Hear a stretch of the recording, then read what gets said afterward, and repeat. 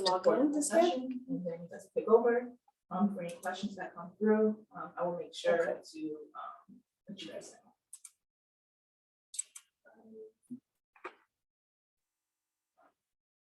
Yes, can you hear me better now? All right. Hello, everybody. Welcome. Good morning. Welcome to the third annual California College Affordability Summit. My name is Catherine Avila. I will be your moderator tech for this breakout session. I'm just here to provide any virtual support to both you and the presenter. So if during the presentations you have any problems with the Zoom interface, you can message me privately using the Zoom chat, and I can help you address your concern. And should you have any questions or need assistance, again, you can just use the chat. And if you have any questions on the presentation, you're more than welcome to use the chat or wait until the end of the presentation. It is now my pleasure to introduce you to our presenters for the session titled Best Practices for Student Aid Report Review, presented by Aki Peterson. Thank you, Catherine. Thank you everyone so much for joining this breakout session. We're so excited to have you here. So our session title again is Best Practices for Student Aid Report Review. Before we dive into our content, I wanted to briefly introduce our organization. So we're from uAspire. It's a national nonprofit organization hyper-focused on college affordability. All of our work centers around students. They're really the heart and soul of everything that we do, and we aim to support them in a couple of different ways. We advise students to help them navigate the complicated financial aid process. We have advising in-person programs in Massachusetts and the Bay Area, and we also advise students virtually. We also train folks across the country who are doing amazing work with students like yourselves. And then our bigger picture, longer term goal is to actually transform the systems that affect how the financial aid process works to make it one day more equitable, more transparent, and easier for students and families to navigate. Our training team last year had the opportunity to train over 3,700 college access professionals across the country who in turn serve over 300,000 students. So I just wanted to take a moment and thank you all for sharing some of your precious time with us for this breakout session. If you're working with students, we know it's not always easy. So I wanted to give you a quick shout out before we dive in. Just a little bit more about me. My name is Aki. I use she, her pronouns. I am the Director of Training and Technical Assistance at uAspire. I have spent my whole career in education, most of it in college access and success. Before I joined the training team at uAspire, I was a financial aid advisor working with students and families in Boston Public Schools. I'm actually not in California. I'm further up the coast in Seattle, where it's unfortunately kind of rainy. If you come to Seattle, come in the summer. And I am a proud mom. My daughter just turned 3. These days, she's really into letters. Every day she names herself a new letter.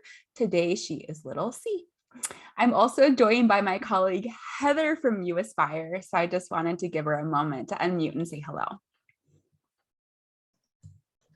Good morning, everyone. My name is Heather Adams, and I'm our California training specialist with uAspire. I am located in California. I'm in the Bay Area, so great to see you all, and thank you for joining us. Previously, I was an advisor for uAspire and also a program coordinator, and I will be handling any questions or comments that you have in the chat on the content. So feel free to chat in if you need any help, or if you have any issues with tech or Zoom. Or background noises, let us know as well. Okay, thanks for joining us. Thanks, Heather. So we have, let's see, about 55 minutes together, and we were trying to pack a lot in. Here's a look at our agenda for our breakout session. We're going to start by briefly talking about the difference between application submission and completion as the framing for the importance of reviewing the student aid report. We are going to dive in next to some best practices for reviewing the student aid report that students will get if they complete the FAFSA. And we're actually going to spend most of our time here. We do have a short section around reviewing the CalSAR, which is kind of the CADA's equivalent of the SAR, but has some unique features. And then we're going to wrap it up by asking for any strategies that you have or you might want to try to encourage students to review their student aid reports. So quick heads up, I will be asking for folks to share in the chat any tips or ideas or strategies during that section near the end. So if you have any that come to mind as we go, please be ready to share them with your colleagues that we have here on the line. At the end, we'll close out by asking for you to complete a super short evaluation. At uAspire, we love feedback. We're always trying to make our trainings better, and so we'd love to hear from you. Then we'll have time for any final questions, and we want to send you away with some additional resources. In terms of housekeeping, this session is being recorded, and you'll have access to that through the Summit platform. We are also, the PowerPoint slides are available on that page of the platform. I want to give you a heads up that I did move around a few slides. It's all the same content, but in case you're following along, some slides might be swapped. And then in terms of questions, as Heather said, please ask any questions as we go. We've tried to pack a lot in, but if you have anything that's unclear that you want me to explain again, or you have a specific student scenario, please don't be shy about using the chat. I also know we have over 60 folks on the line, and so I'm sure that collectively we have a lot of student stories and experiences and tips. So I'll also invite you to share any ideas or strategies with folks who are in the room via the chat today. With that framing, let's talk a little bit about the difference between application and application submission, and completion. So at uAspire, we like to say that submitting the FAFSA or the California DREAM Act application is really just the start of the financial aid process. I know there's a lot of messaging out there that this is like the only step, but for students, there's more that they're gonna have to do in order to actually secure that financial aid. A submitted FAFSA or CADA might not yet be fully accurate. There might be missing pieces of information, or the application might require additional follow-up. So in order to get to true application completion, it's important that the student takes a look at their student aid report to review it for errors and make any necessary corrections or updates to their application, so that colleges have the information they need in order to determine the student's eligibility for financial aid and to keep them kind of on the path towards actually securing their aid. So the reason we're talking about the SAR today is that reviewing this is really the bridge between a financial aid application being submitted and actually ensuring that it's complete.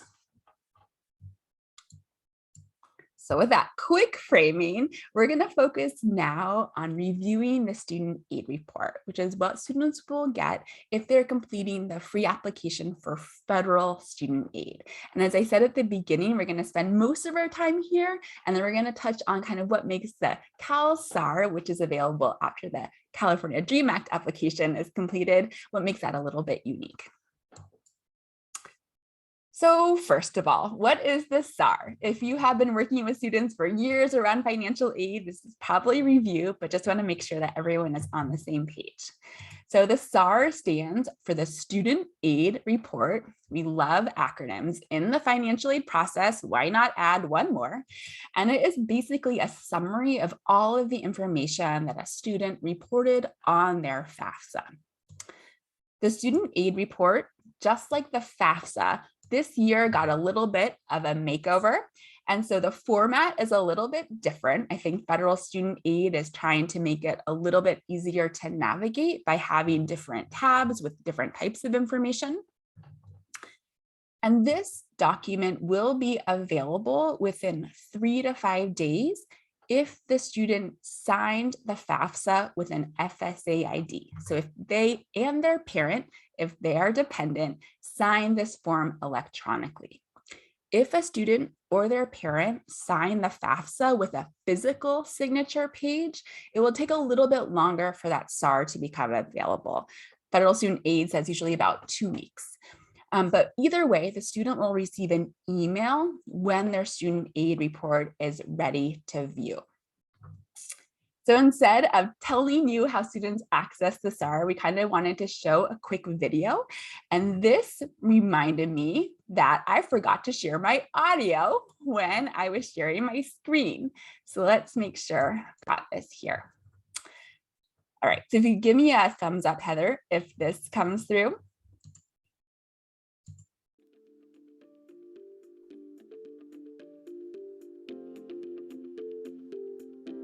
To retrieve and download your student aid report, first go to FAFSA.gov and log in with your FSA ID and password. After logging in with your FSA ID, you will see a disclaimer page pop up, which is a standard warning that the federal government is monitoring the system, including your activity on it, to ensure that all activity is lawful. Click Accept and you'll be taken to a page where you should see a message that says Current Application Status Processed Successfully. Scroll down to and click on the link that says View Student Aid Report. If you've already made a correction to the FAFSA, you'll need to click View Corrections and then View Student Aid Report for the most recent FAFSA submission. Once you click on that link, your student aid report will appear. You can choose to navigate through using the sidebar that lists the 5 sections of the SAR, including processing results, FAFSA data, school information, financial aid history, and corrections history. If you need to print your SAR, you can click Print SAR at the top right of the page.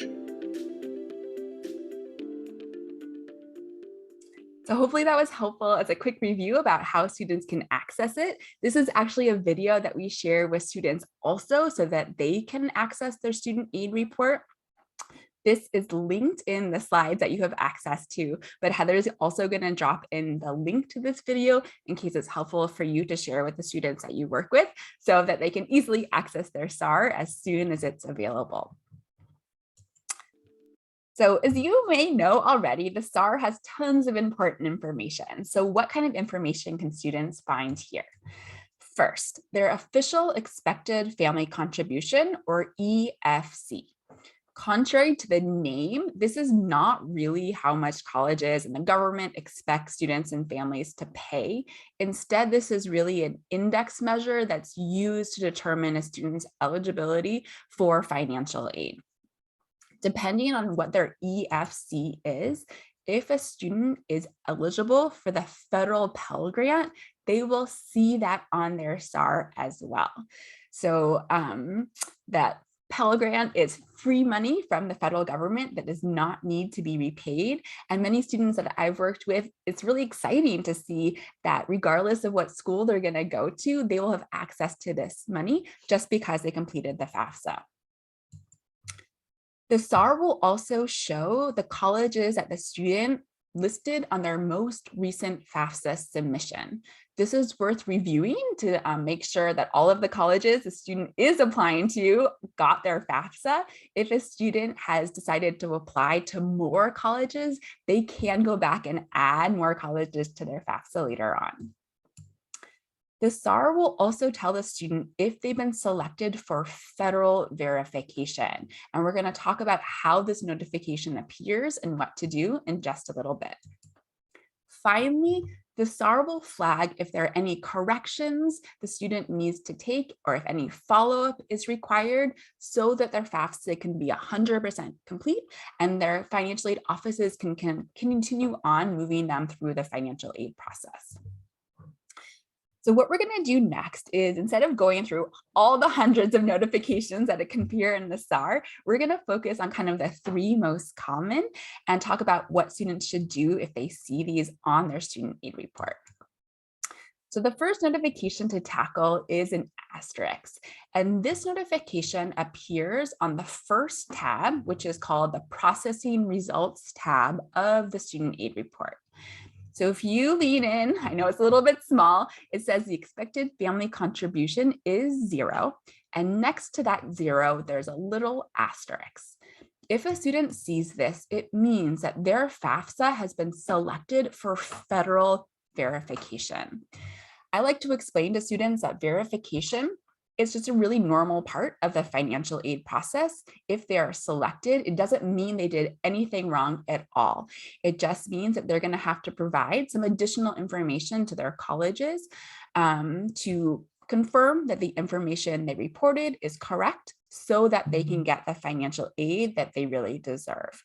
So no need to worry if they see this, but it is a really good heads up that at this point, the student should really start to take a look at their mail, their email, their college portal, if they have access to that already, because colleges are going to be asking them for additional documents. For instance, they might ask for copies of their tax returns or a tax transcript. They might ask for proof of a situation that makes them independent on the FAFSA. And so this is just kind of a heads up for students that more paperwork is going to be required by their colleges. Because it's not super clear what that asterisk means, just looking at it, there is text on the student aid report that says your FAFSA has been selected for a review process called verification. If you have any questions at all about any of these notifications, again, please don't be shy. We have the chat available and we're happy to answer any questions that you might have. The next notification we want us to highlight is a C, and this appears in the same place on the student aid report. All right. I want to pause though, because I see a great question in the chat. So the question is this random or is there a reason they are selected? That is such a great question, Maria. Okay, so when it comes to selection for federal verification, which is when basically students are flagged by the federal processing system, there's a couple of different reasons why they could be selected. Right now, I think the federal verification selection rate is about 18%, I think. Some of it is definitely random. I think some of it might be if there are kind of, they say that they select students with the highest probability of error. So it could mean if there are some discrepancies or information is out of the ordinary in terms of the size. The government isn't super transparent about how their kind of data or their selection process works. But when I explain it to students, I say that it really is often random. So it doesn't mean that they did anything wrong. If you have any follow-up questions, please let us know. And also, Heather, if I miss anything, feel free to add that in the chat. So on to the C. This again will appear in the same place on the student aid report. So in this example, it looks like there's an asterisk, which means the student has been selected for federal verification. And you also see there's that C next to that. If a student sees this, that means that there's an issue on their FAFSA that requires correction or follow-up. Now, the government doesn't make the student guess what's wrong. They will tell the student exactly what needs to be fixed on that FAFSA data tab of the student aid report. So here there will be text that says, this is what the issue is, here is what you need to do in order to correct it. Whenever I see the C, I think correction. And I'm always really glad that we took a look at the student aid report if a student sees that, because it means that if they don't fix this, their FAFSA is not going to be complete and their college might not be able to keep them moving through the financial aid process.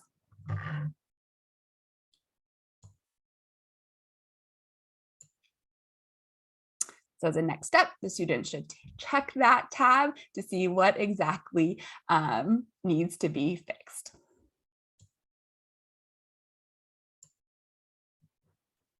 I was taking a look at the chat. I see a comment about wishing that it was more transparent, kind of their selection process. I totally agree. That is basically what federal student aid says in their presentations about how the verification process works. So we have about as much information as I just shared about how that is. And yeah, I think that would be helpful for students and families and us supporting them. But it's not super transparent. Okay, I'm going to keep us moving along. I just saw that and I totally agree. I know. So I just wanted to say something. But here I wanted to give just a few examples of what kind of issues could result in a C on the student aid report. Really, there are hundreds of different potential issues that could be flagged. And so here are just a couple of examples. So this first one is a student might see on their student aid report that the Social Security Administration did not confirm that you are a US citizen. If a student sees this, there's no need to worry. It's just a way to double check. They will need to contact their colleges to ask what kind of documentation they need at the financial aid office just to verify the citizenship status that they reported on their FAFSA. In my experience working with students, I often see this appear on the student aid report when a student has recently changed their citizenship status. So for instance, if a student had a green card and they become a naturalized citizen, sometimes it takes the Social Security Administration a little while to update their database because they're a little slow. And so maybe their database just hasn't been updated yet. So that's kind of what that flag means. Again, the student didn't do anything wrong. All they need to do is submit maybe a copy of their green card or a copy of their passport to the financial aid office. Another example of when a student might see a C and what issue could be flagged. It might say the date of birth you reported on the FAFSA does not match the Social Security Administration's records. Now, this could be for the student, it could be for their parent if they're reporting their parent on the FAFSA. If I saw this, I think the first thing I'd want the student to double check is make sure they enter that date of birth correct on the FAFSA. I consider myself a good daughter. I know my parents, like month and day of their birthday. Sometimes they get a little fuzzy on the year. So maybe the student goes in and they see that the year they entered for their parent wasn't correct. They can just fix that. And there should be no other issues they need to resolve. Otherwise, if a student looks at their FAFSA and it's like, yep, they entered the correct birthday, it means, again, maybe there's some kind of discrepancy in the Social Security Administration's records. So the family might have to contact SSA to have them update their records and then just submit proof of the student or their parents' date of birth to the financial aid office. So again, these are just a few examples of when that C code could appear. The main idea for the student is to read through the text and see what their next steps are, because federal student aid is trying to help students move through these issues and they'll provide specific guidance about what to do.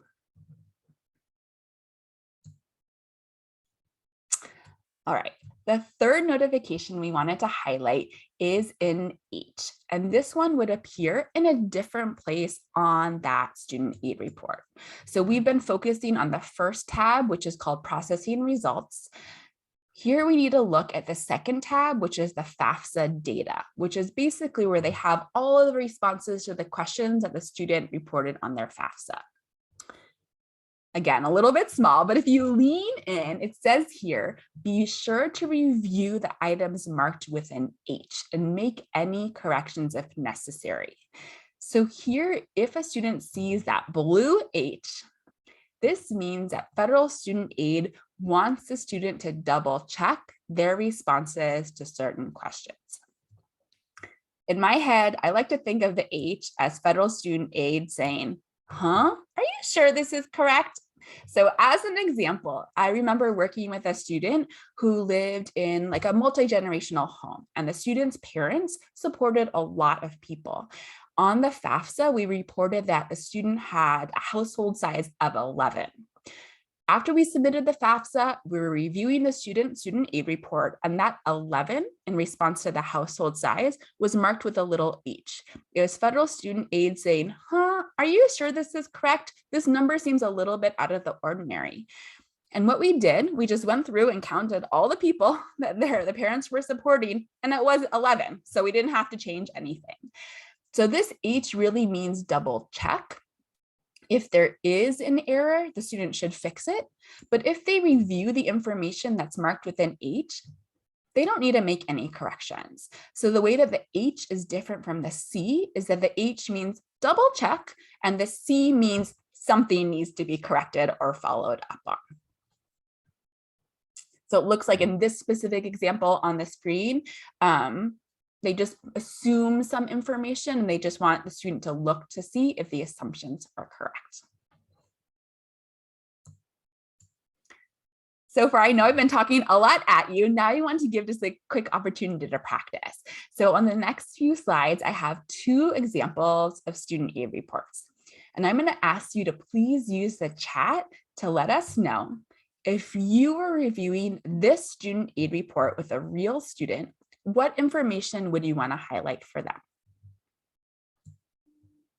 Okay, here is your first example. You might need to full screen it if it's kind of small, but let me know, what do you notice here that you would want to highlight?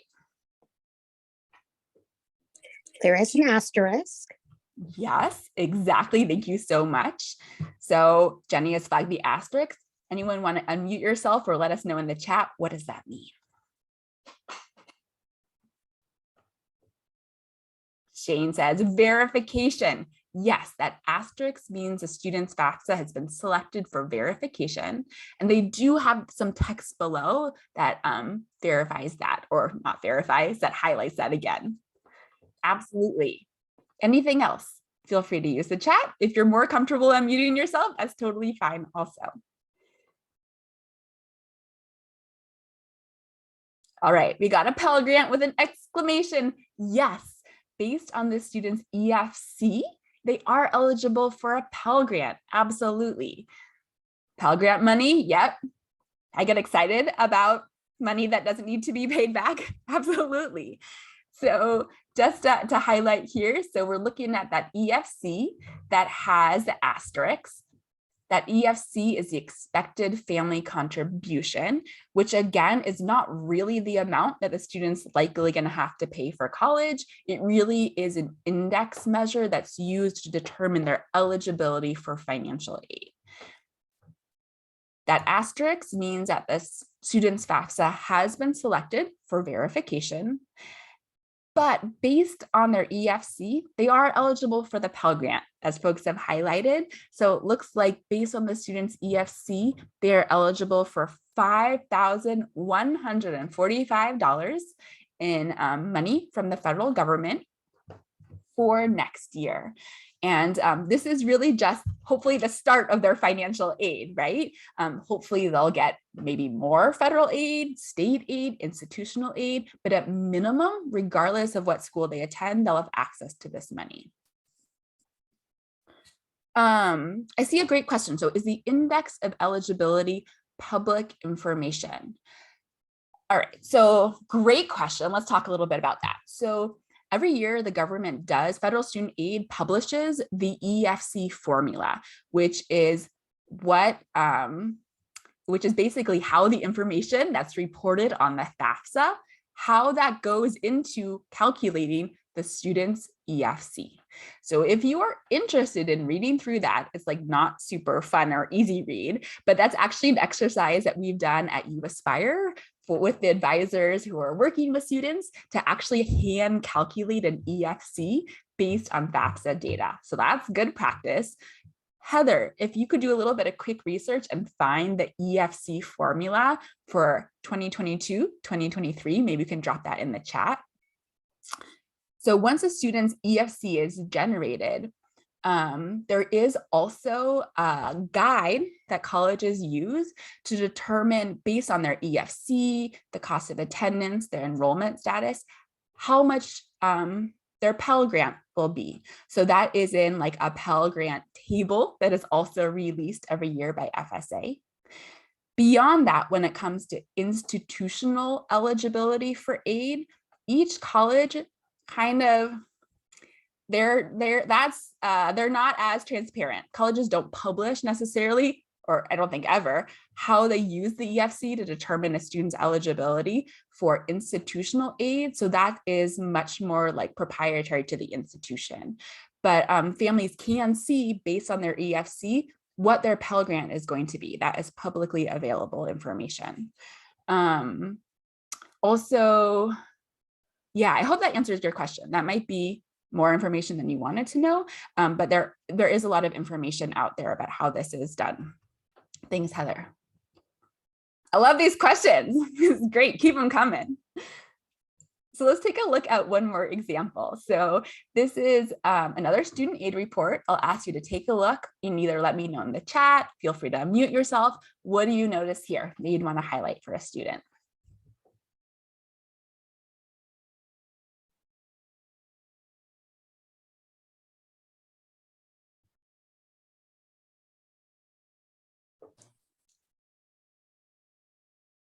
All right, I see a question. Where is the EFC? Thank you for asking that.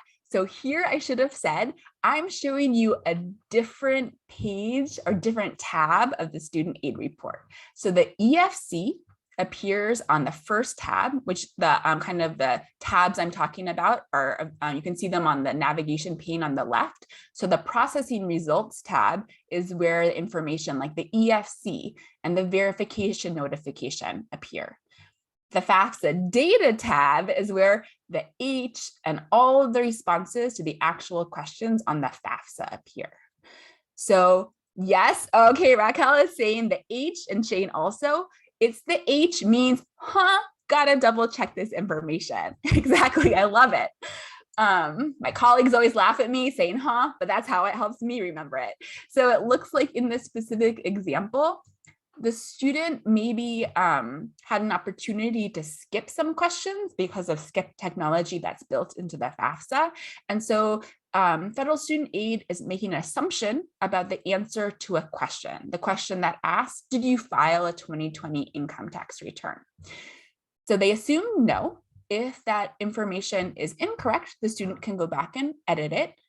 If their assumed answer is correct, no action is needed. So at H, again, just double check.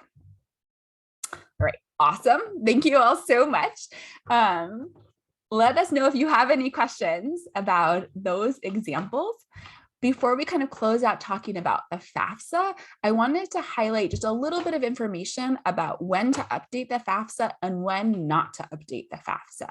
So as we've kind of talked about through the examples, there are some situations in which a student needs to make a correction to their FAFSA because information was incorrect, they have to make a correction.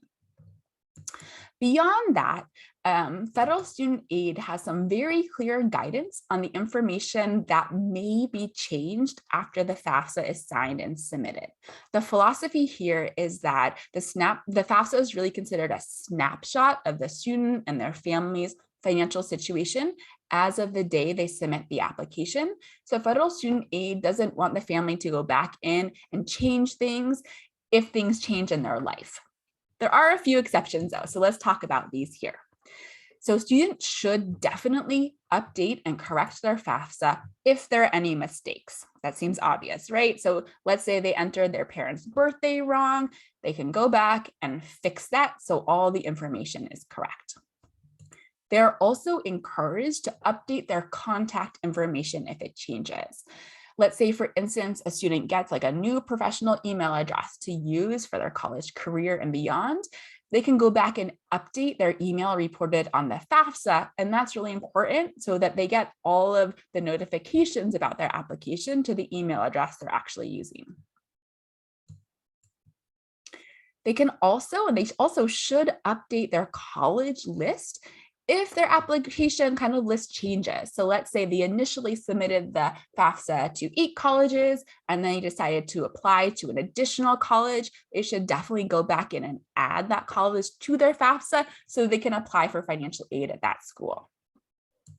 Finally, if there's something in the student's life that changes their dependency status, they are also allowed to go in and update the answer to that dependency question on the FAFSA. So for instance, let's say the student is gets pregnant, is going to have a child during the school year, and they're going to be providing most of the financial support for their child. That would actually make them independent on the FAFSA, and so they can go in and change their answer to that question. Another example, let's say the student, someone other than their parent becomes their court-ordered legal guardian. That's another situation in which a student would be independent and parent information would not be required, and the student could go back in and change that question on their FAFSA. One, I think, tip for this last one, if something changes in the student's life that affects their dependency status, in addition to updating it on the FAFSA, strongly encourage the student to contact the financial aid office at the colleges that they're applying to, because this is a significant change in terms of potentially their eligibility for aid. So it'd be important for the college to have any kind of necessary documentation they need so that they can kind of continue the student on in the financial aid process. In terms of what students and families should not update, even if there are changes. So federal student aid says specifically, they should not update the net worth of any assets they report as of the day the FAFSA is submitted. As an example, let's say the student had $400 in their bank account when they did the FAFSA, and they have spent some of that money, and now they have $200. Federal student aid doesn't want the student to go back in and change their bank account balance every time there's a change. Similarly, any information the family reported that was accurate for tax and income information should not be changed. That often leads to a really great question from students and families and practitioners.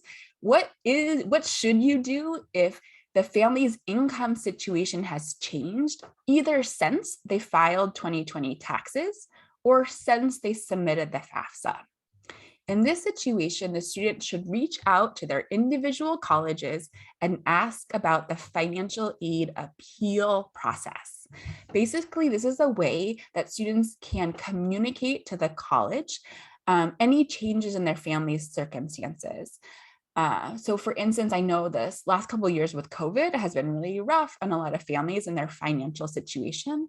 Let's say that due to COVID, a student's parent lost their job. And so their income now is not represented by the income from 2020 that they reported on their FAFSA. Through the appeal, the family can communicate that to the financial aid office. And then if the financial aid office has documentation and can kind of see that their family's resources has shifted, they might be able to adjust the information used on the student's FAFSA to determine their eligibility for aid, possibly resulting in more financial aid for the student. So I know that's a lot, especially if this is a new process for students. So there's a great resource we wanted to recommend. It's called Swift Student. This is free. It's available for students online. And there is some great information here about what the financial aid appeals process is, some tips, and there are also free appeal letter templates that students can customize with their situation to help kind of start the conversation with the financial aid office. So I'm going to ask Heather to drop in the link to Swift Student if that seems like something that could be helpful for your students and families. Just want to make sure it's super clear here, though, that if income has changed, the way to communicate that to a college is not to update the FAFSA with more recent taxes. This year's FAFSA asks for 2020 tax information, and that is what students and families should be reporting. Okay, so much talking. We wanted to do just a quick check for understanding before we move on to talk a little bit about the CalSAR. So I have a question for you all. Please use the chat to take your best guess here. Okay, Nia is reviewing her SAR and notices a C next to the EFC. What does this indicate? Chat in A, B, or C.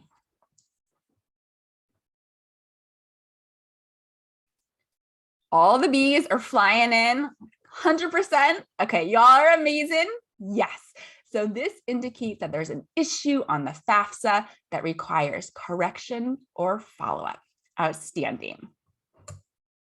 One more question, you ready? Okay, what information can be found on the SAR? One answer choice here. Let me know what you choose.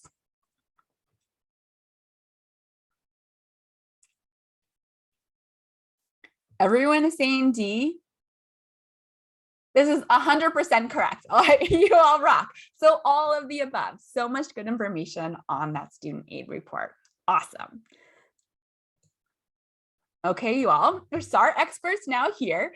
If you have any questions, please, again, feel free to use the chat to chat them in. I know Heather's keeping an eye on the chat, and we can address anything we don't get to in the chat in some live Q&A at the end. All right, so as I said, we spent the most of the time on the SAR for the FAFSA. I did want to touch on a little bit around the CalSAR, which is kind of the SAR equivalent for the California DREAM Act application. So I just gave it away there, but basically the CalSAR is that SAR equivalent for students who are completing the California DREAM Act to apply for state and or institutional aid, and not completing the FAFSA to apply for federal financial aid.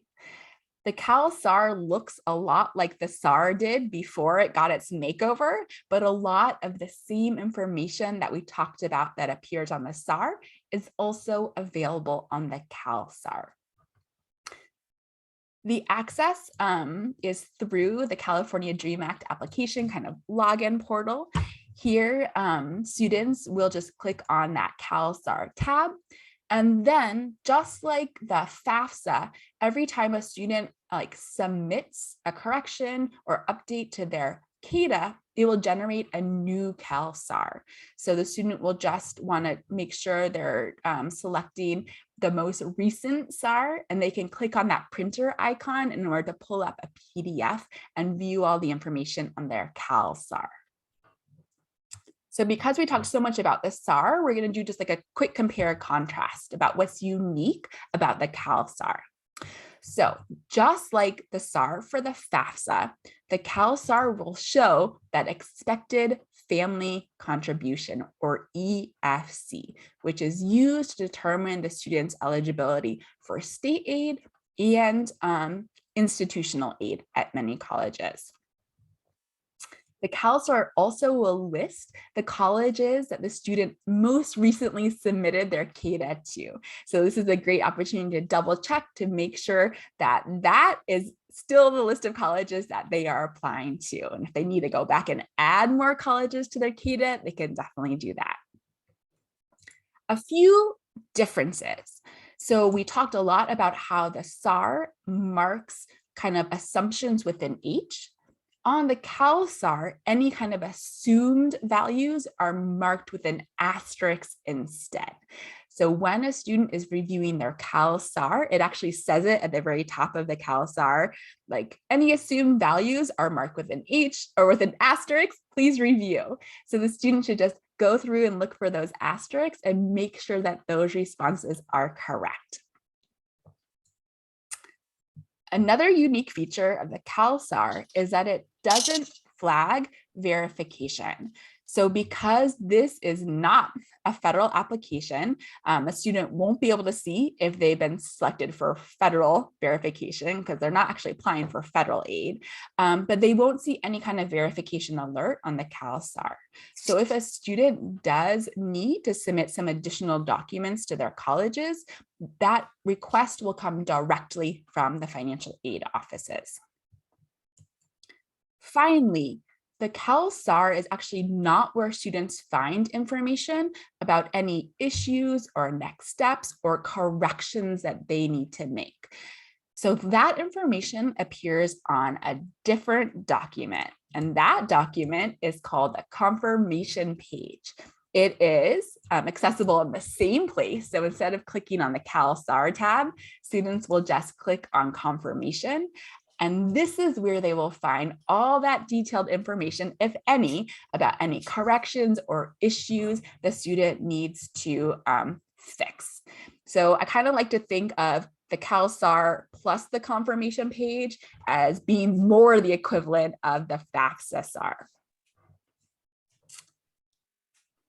So here, for instance, any kind of issues that the student needs to follow up on, this information is going to appear on the confirmation page. And any issues that are listed here need to be resolved until their CADA application is going to be complete. If a student does need to make any kind of corrections to their California DREAM Act application, they will need to wait 24 hours before making a correction. So even though the CalSAR, the confirmation page appear like basically immediately after they submit their CADA, they will need to wait at like a day before they can go in and make any changes or updates. So recognize this is a shorter section on the CalSAR A lot of the information we talked about when it comes to the SAR applies here. So any kind of issues that can be flagged, there's all kinds of potential issues. We're not going to go through all hundreds of them, but this is the page where students would find it. So just to confirm, we're on the same page after this. Another quick check for understanding. So what information can be found on the CalSAR? Here, there could be 1 or 2 answers that are correct. Let me know in the chat.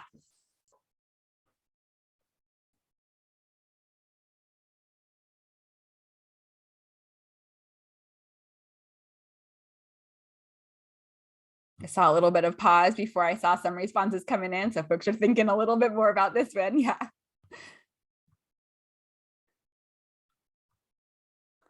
So lots of votes I see for A and C, and those are the correct answers here. So a major difference between the SAR and the CalSAR is the CalSAR doesn't flag or doesn't share if a student's CADA has been selected for verification. On the back end, CSAC does flag a certain percentage of CADAs for verification, but that's not like on the actual California Dream Act or on the CalSAR. Instead, we really recommend that students are proactive in reaching out to the financial aid offices of the colleges they're applying to ask what, if any, additional information they need from the student for their financial aid application to be complete. This is really a best practice for all students, frankly, when it comes to kind of FAFSA or CADA follow-up, is to be proactive in reaching out to their college to make sure that colleges have everything they need from the student to get them a financial aid offer if they're accepted as soon as possible. All right, so we have gone over a lot of detailed information, maybe more than you were hoping to learn, but hopefully some of it was useful. We want to close out by talking just a little bit about some ideas for actually reviewing student aid reports with students. I know it's one thing to like know how to read it yourself and another thing to actually help students, especially if you have a caseload of hundreds, to make sure this happens. So as I previewed at the beginning, we wanted to open up for a few minutes to see from folks we have here on the line, what strategies could you use to promote SAR review with your students? Or if you have done this with students before, what's worked for you to encourage students to take a look at their SAR or their CalSAR after they've submitted their application? Feel free to use the chat. Also, feel free to unmute yourself if that's comfortable for you. I'm just going to give a little bit of wait time, and I know like silence on Zoom is always a little bit awkward, but I'm going to have a quick sip of coffee and give some time in case folks have things they want to share.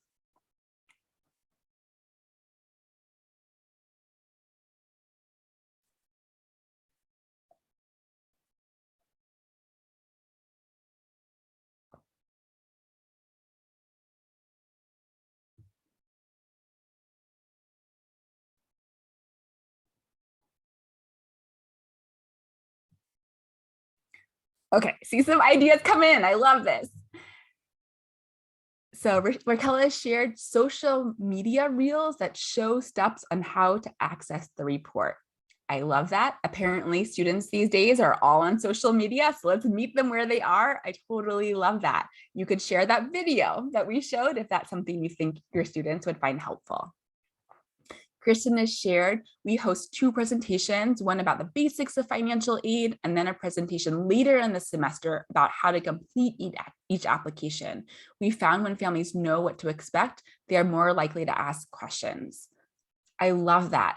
I know for myself, sometimes I don't know what questions I should be asking if I don't even have a baseline of information about something. So doing that kind of intro and then providing more detail later sounds like a really wonderful idea. Thank you for sharing those.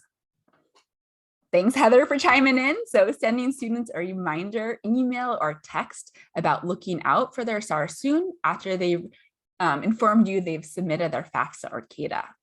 Yeah, just kind of those quick reminders to be like, hey, you've done your FAFSA or your CADA, congrats. Remember, there's some other things you're gonna have to do.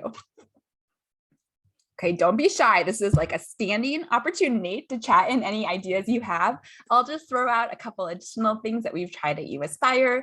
So nothing more exciting than what you've shared, but we like to just like tell students why SAR review is so important.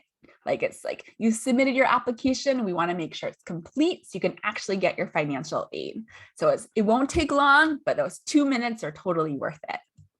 We've heard of some partners who not just host like completion, like submission events, but also host events where students can review their SAR or CalSAR or get help completing verification paperwork. I know when I was working with students, whenever I had an opportunity to sit down one-on-one with students, we worked on their FAFSA. I'd try to schedule a follow-up meeting, like maybe a week later, for them to come back and do a quick SAR review with me.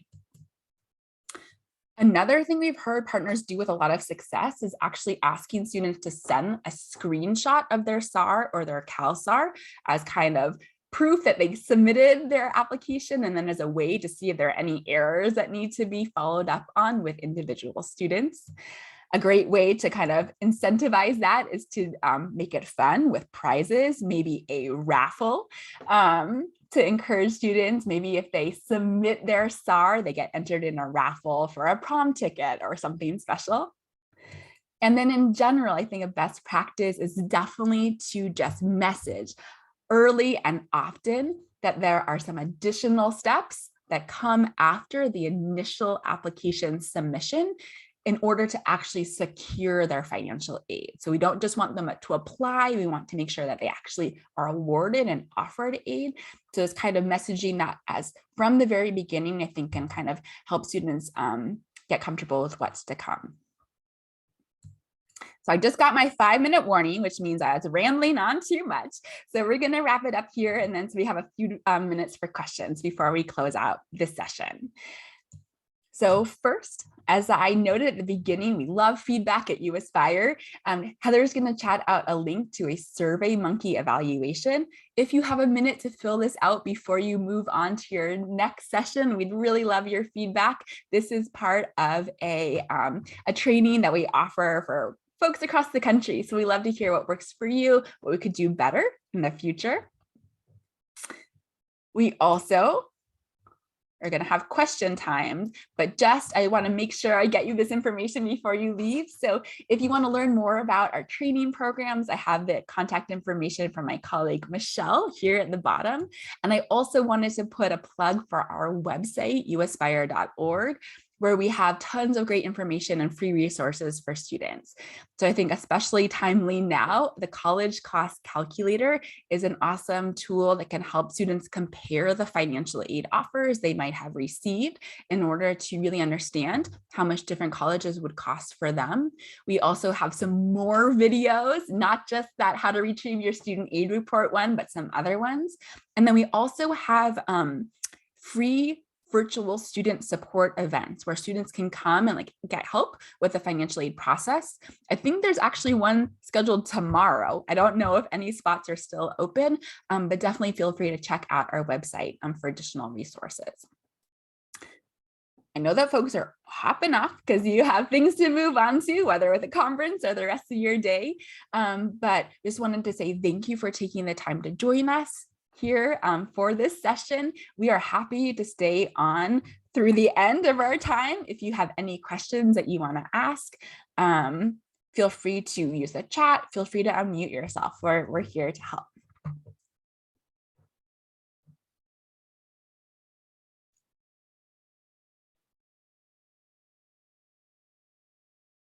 Thanks all so much.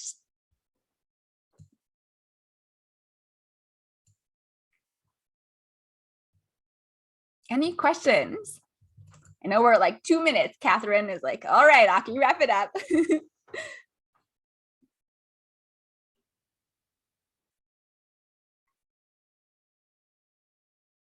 Heather, just checking in. Are there any questions that we didn't get to?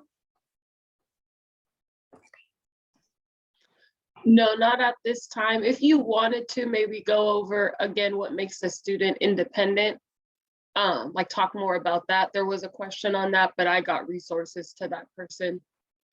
Okay, yeah, we could have a whole session on dependency on the FAFSA, right?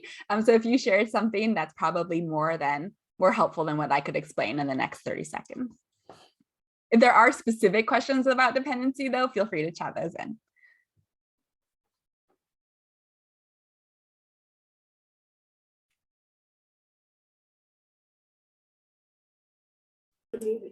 Well, thank you so much to both our presenters, Aki and Heather, for sharing your expertise with all of our participants this morning. Please know that all the information materials are or will be available on the SCED event platform.